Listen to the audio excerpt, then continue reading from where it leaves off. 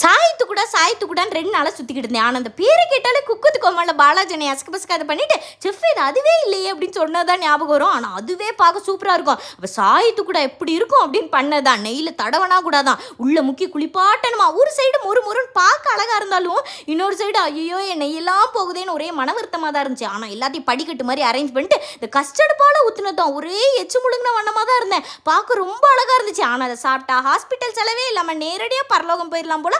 அம்புட்டு எண்ணெயும் சீனியும் கொஞ்சோண்டு மீதி இருந்துச்சு, அதை குல்ஃபியாக மாற்றிட்டேன். அதை கடைசியாக காட்டுறேன். அப்புறம் நிறைய பேரும் போது எப்படி எந்திரிச்சு இத்தனை சமையல் செய்கிறீங்கன்னு கேட்டிங்க. இந்த இப்படித்தான்